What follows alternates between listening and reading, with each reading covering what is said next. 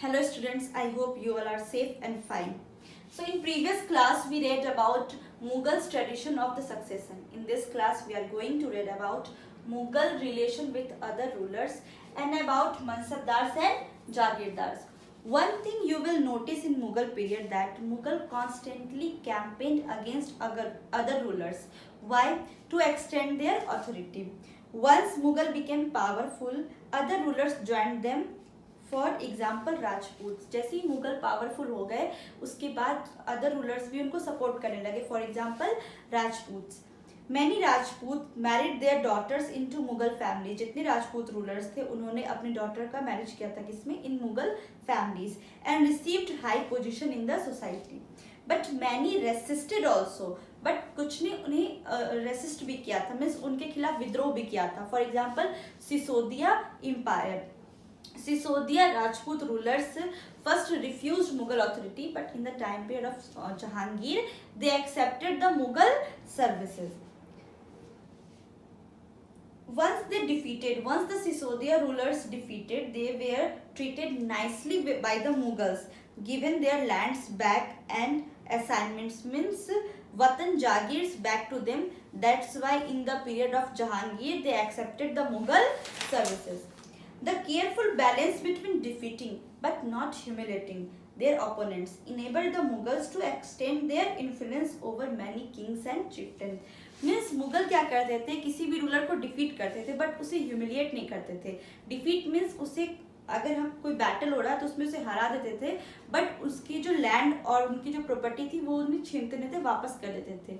तो ये सब बिहेवियर जब अदर रूलर्स और राजपूत रूलर्स ने मुगल्स का देखा तो वो धीरे धीरे क्या करने लगे? उनकी अथॉरिटी को एक्सेप्ट करना शुरू कर दिया. But it is difficult to manage them all the time.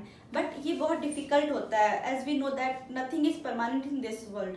तो जो रिलेशनशिप मुगल का था अदर रूलर से वो भी परमानेंट नहीं रहा. इसे मेंटेन करना, इसे बैलेंस करना मुश्किल हो गया. That's why Aurangzeb insulted Shivaji when he came to accept Mughal authority. तभी औरंगजेब ने शिवाजी जिनको उन्होंने डिफीट किया था उनका इंसल्ट किया था, जबकि शिवाजी ने रेडी थे किसको? मुगल अथॉरिटी को एक्सेप्ट करने के लिए वो रेडी थे. और जैसे ही वो एक्सेप्ट करने के लिए आए उनके पास तो उन्होंने क्या किया? उनका इंसल्ट किया. और इसका रीजन क्या हुआ कि जो शिवाजी थे उन्होंने गुरिल्ला वारफेयर किसके अगेंस्ट स्टार्ट कर दिया था? औरंगजेब के अगेंस्ट स्टार्ट कर दिया था. What was the consequence of this insult? You know that what was the consequence of this insult and how Shivaji launched guerrilla warfare. Now the next topic we are going to read is Mansabdar and Jagirdar. As the empire expanded to encompass different regions, the Mughals recruited different body or diverse bodies of people. अब Mughal authority extend कर रहे थे पूरे country में, तो अब Mughal rulers को क्या अडॉप्ट करना था? उन्हें डिफरेंट बॉडीज बनाने थे डिफरेंट पार्ट्स के लिए. मीन्स जितना अलग अलग हम पोजीशन बनाने थे उन्हें, ताकि एक जैसे फॉर एग्जांपल जागीरदार है तो वो ये संभालेंगे, जो मनसबदार है जमींदार है उन्हें लैंड का काम दिया जाएगा. तो इस तरह से क्या होने लगा कि डिफरेंट वर्क के लिए उन्होंने डिफरेंट ग्रुप ऑफ पीपल को सेलेक्ट करना स्टार्ट कर दिया था. From a small nucleus of Turkish noble, they expanded to include Iranians, Indian, Muslim, Afghan, Rajput, Marathas and other groups. Those who joined Mughal service were enrolled as Mansabdar. अब क्या होने लगा कि वो डिफरेंट रीजन के people को include करने लगे अपने सर्विस में और उसे मनसबदार कहा गया. जैसे कि जो तुर्कीज थे, they expanded to include Iranian, Indians. उन्होंने किसे इंक्लूड किया? Indian, Iranians, Muslim, Afghan, Rajput, Maratha और उन सभी को जिन्होंने मुगल सर्विस को एक्सेप्ट किया था, उन सबको मिला के उन्होंने क्या नाम दिया? Mansabdar. The term Mansabdar refers to an individual who holds a mansab, means a position or rank. Mansabdar का मतलब होता है, mansab का मतलब होता है to hold a rank or position. It was a grading system used by the Mughal to fix rank, salary and military responsibility. ये एक तरह का ग्रेडिंग सिस्टम था, जैसे हमारे एग्जाम में भी ग्रेडिंग सिस्टम होते हैं, उस बेसिस पे में मार्क्स दिया जाता है. तो ये मुगल ने एक ग्रेडिंग सिस्टम स्टार्ट किया था जिसमें मुगल क्या फिक्स करते थे? रैंक, सैलरी और मिलिट्री रिस्पॉन्सिबिलिटीज को फिक्स करते थे। Rank and salary way determined by a numerical value called Jat. Means Jat क्या था, एक न्यूमेरिकल वैल्यू था। इससे क्या वो डिटरमाइन करते थे, मुगल सैलरी डिटरमाइन करते थे, किसका, मनसब का सैलरी डिटरमाइन करते थे, न्यूमेरिकल वैल्यू था Jat.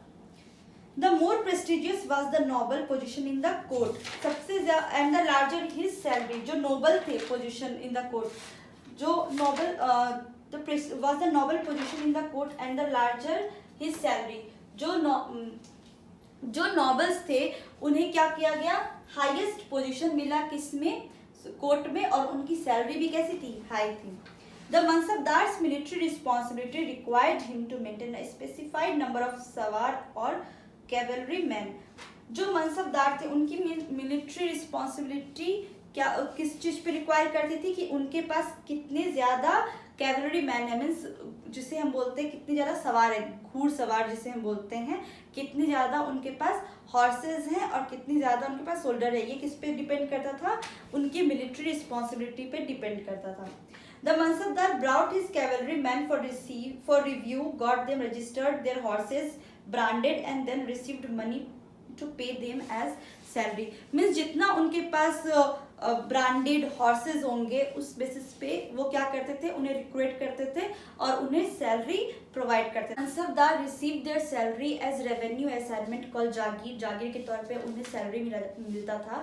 Like iqtas, you have read about this in Delhi sultan, iqtas के तौर पे उन्हें जागीर दिया जाता था as a salary, but they only had the right to the revenue of their assignment which was collected for them by their servants।